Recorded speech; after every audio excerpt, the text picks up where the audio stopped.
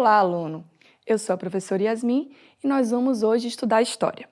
Que tal conhecer um pouquinho sobre a Revolução Inglesa? Vamos lá? Bom, a Revolução Inglesa, na verdade, foi um conjunto de transformações políticas, sociais, econômicas e ideológicas que ocorreram durante o século XVII e que mudaram completamente a sociedade inglesa. Os ideais que motivaram essas revoluções se inspiram no Iluminismo.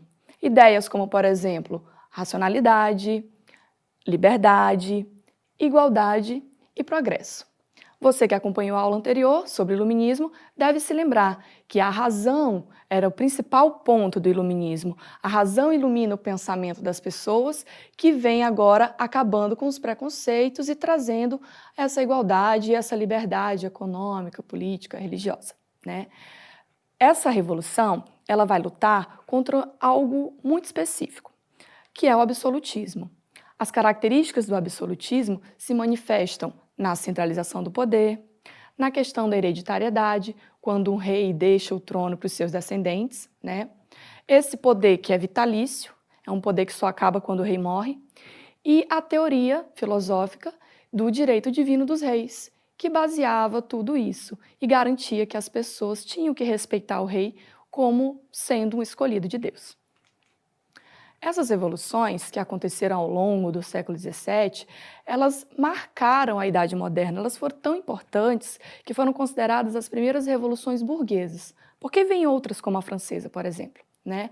E essa Revolução Inglesa, ela teve algumas etapas, na verdade 4 etapas básicas, ou fases, né? Que foi a primeira Revolução Puritana, que aconteceu em 1640, seguida de uma guerra civil, em 1642 até 1648. A segunda fase vai ser marcada pela constituição de uma república, liderada pelo Oliver Cromwell. A terceira é a restauração da dinastia dos Stuart, ou seja, a monarquia vai acabar voltando ao poder. E, por último, a última etapa, né, que é a Revolução Gloriosa, que vai pôr fim à monarquia e vai instalar um novo regime político. Essas duas últimas nós só vamos estudar na próxima aula, tá? Então vamos conhecer esse processo? Então a Inglaterra do século XVI e XVII, ela era governada por reis absolutistas, que nós já sabemos o que isso significa. E também começa um processo de expansão. Lembra da expansão marítima? Pois é, os ingleses agora vão se aventurar no mar para conquistar novas terras e adquirir mais riquezas, para financiar suas guerras e para financiar o luxo em que a corte vivia. Os ingleses, eles vão colonizar a América do Norte, Estados Unidos e Canadá, e vão conquistar muita riqueza. Não satisfeitos, os ingleses começam também a roubar, ou seja, a praticar pirataria contra os navios espanhóis, que conseguiram tirar muito ouro da América Central. Esse ouro ele era necessário para financiar as inúmeras guerras que a Inglaterra travava com os países vizinhos, para manter o seu território intacto. E, por último, nós vamos destacar aqui o fortalecimento da burguesia. Os burgueses, para você que não lembra, eram os comerciantes, que ficaram cada vez mais ricos e poderosos, mas ainda não tinham direitos de participação política, certo? Vamos dar destaque para um rei específico. Esse rei, o Henrique VIII, você também já deve lembrar dele, lá do protestantismo, né? O rei Henrique VIII ele foi muito importante nesse processo inicial da Revolução, porque graças à forma como ele governou, alguns grupos começaram a adotar esses ideais iluministas pensando numa revolução futura. Primeiramente, vamos lembrar do anglicanismo, tá? O rei Henrique VIII, ele se sentia ameaçado pelo poder da Igreja Católica, então ele aproveitou a onda do protestantismo para romper com a Igreja Católica e fundar uma nova religião, com 2 objetivos básicos. O primeiro era se tornar mais poderoso do que a Igreja Católica, tirando dela todas as terras, né, que a Igreja Católica tinha mais terras do que o próprio rei naquela época. E o segundo objetivo era divorciar-se. O rei Henrique VIII queria casar-se novamente, porque a sua primeira esposa, Catarina de Aragão, não havia lhe dado um filho homem, que ele tanto queria para ser o seu herdeiro, né? Então vamos entender um pouquinho como que foi isso. O Henrique VIII casou-se inicialmente com a Catarina de Aragão, que era uma católica, certo? Mas, como ela não deu a ele um filho varão, ele pediu divórcio, só que o Papa não aceitou. Isso fez com que Henrique rompesse com a Igreja Católica. e casasse com Ana Bolena, que era anglicana, ou seja, ela era adepta da nova religião criada pelo próprio Henrique, que além de rei, também era o líder dessa religião, certo? Só que Ana Bolena também não vai dar a ele um filho homem. No final das contas, Henrique vai ter duas herdeiras, duas mulheres. Maria I, que vai governar quando seu pai morrer, né? E a irmã Elizabeth I, que vai governar depois que a irmã Maria morrer. Gente, isso aqui vai ser uma confusão, porque os anglicanos e os católicos vão entrar agora em disputas ideológicas. Os católicos não aceitam uma rainha anglicana e os anglicanos não aceitam uma rainha católica. E daí surge a ideia, por que não acabar com a monarquia então? Esses conflitos religiosos entre anglicanos, puritanos, católicos e até presbiterianos vão levar a uma agitação na Inglaterra e a formação de grupos opositores. Os anglicanos e os católicos, por exemplo, apoiavam a permanência do rei, apoiavam a continuidade do regime monárquico. Já os calvinistas, que era uma outra religião, que também surgiu naquela época, eles apoiavam o parlamento. O parlamento, gente, ele é uma assembleia formada por membros de várias classes da sociedade que tomavam decisões políticas.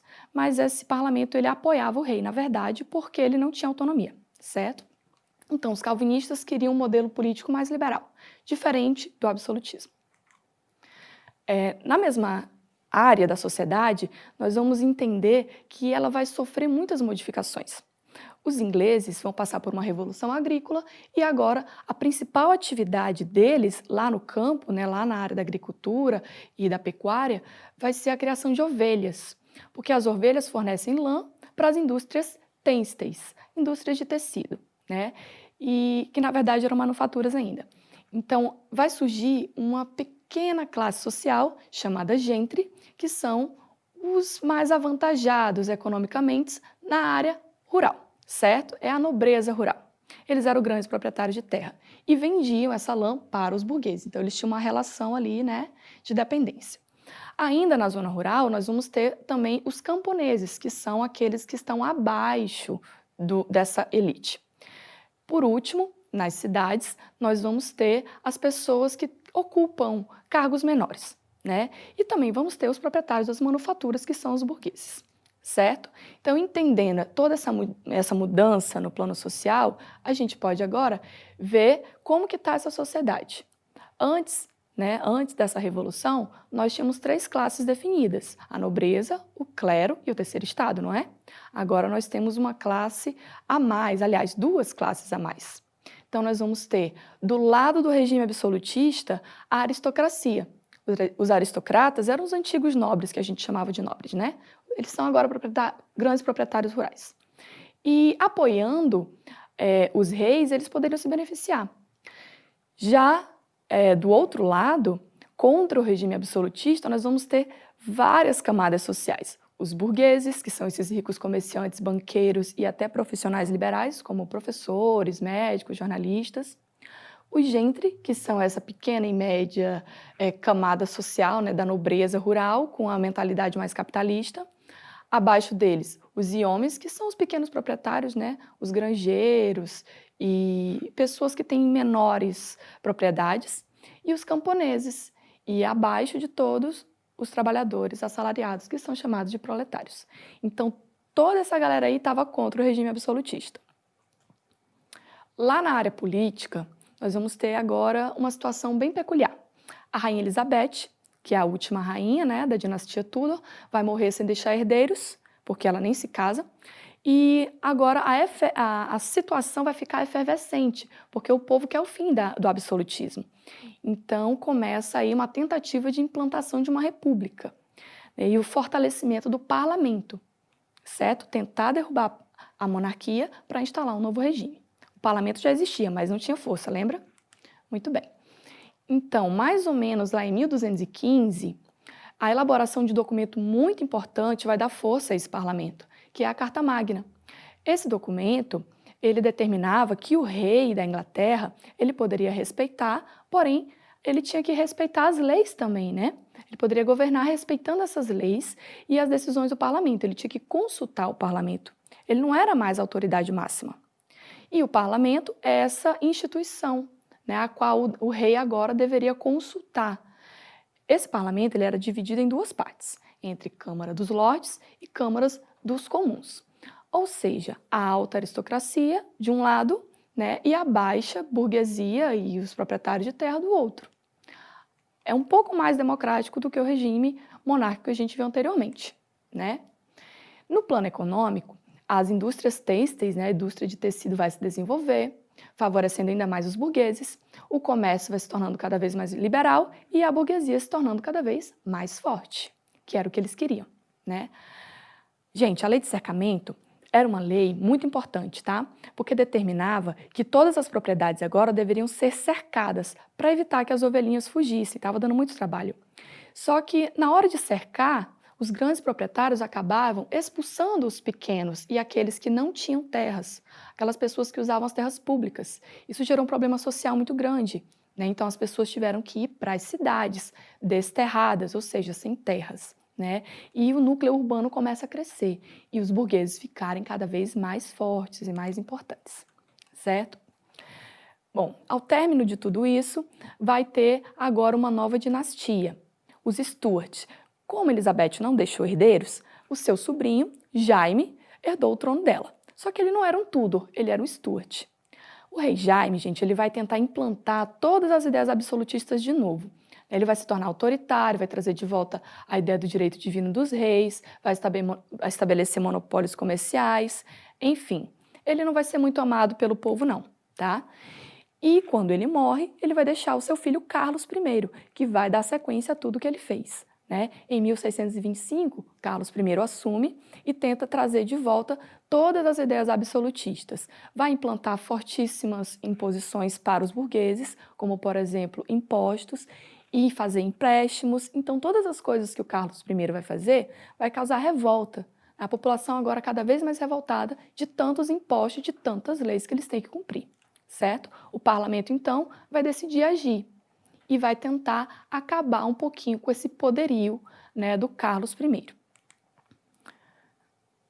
Bom, a dinastia Stuart vai ter que agora respeitar algumas regras. Só que antes disso, o Carlos ele vai tomar algumas medidas que vão deixar a população muito revoltada, como, por exemplo, o ship money, que era um imposto cobrado para todas as pessoas que viviam no litoral, né? A ideia era fazer com que o litoral se tornasse protegido. Então, eles pegavam esse dinheiro dos impostos e investiam em proteção e em navios de guerra. Ao mesmo tempo que isso aconteceu, em 1628, houve a elaboração da Petição dos Direitos, que declarava que o rei não podia aumentar impostos sem perguntar primeiro para o parlamento. Ou seja, nós temos aí um grande impasse, uma revolta, né? O parlamento vai se levantar, vai começar a tentar limitar os poderes do rei e o rei Carlos simplesmente vai fechar o parlamento. Falou, então, está fechado, ninguém mais se reúne, acabou, não tem parlamento, eu vou governar sozinho. E vai dar o quê? Revolta. E aí a gente vai ter o início de uma revolução, né, chamada Revolução Puritana, que nós vamos conhecer na próxima aula. Vamos testar o que a gente aprendeu hoje? Vamos lá. Sobre a sociedade inglesa. Você consegue identificar ainda? Preste atenção, temos duas colunas. Aristocracia, burgueses, camponeses e proprietários de terra. Quais deles viviam nas terras dos nobres e trabalhavam pagando impostos? Quem era que mais pagava imposto naquela época? Os camponeses, né? Sempre os mais pobres pagando mais impostos. E quem fazia parte da elite inglesa, que era portadora de título de nobreza? Como que eram chamados agora os nobres, que não se usa mais esse termo? Como que eles eram chamados? Aristocratas. Muito bem, se você marcou letra A, está correto. E quem eram aqueles que viviam nas cidades e se dedicavam à produção de artesanato? Muito bem, os burgueses. E por último, né, nós temos os proprietários de terra, que eram produtores de lã, que vendiam, né, essa lã para a burguesia comercial. Bom, a Petição dos Direitos, como eu falei para vocês, assinada pelo Carlos I, vai trazer que tipo de transformações, hein, gente? Limitação do poder do rei? Limitação do poder do rei e cobrança de mais impostos autorizados pelo parlamento? Ou a dilatação, a ampliação desse poder real? Ou quem sabe o início do absolutismo inglês? Se você prestou atenção, você sabe que é a letra B. Limitação do direito do rei, queria cobrar mais impostos, né? Mas ele precisava pedir autorização do parlamento. Bom, essa foi a aula de hoje. Muito obrigada por você que aguentou ficar até aqui. Estude em casa, que logo logo a gente volta. Até a próxima!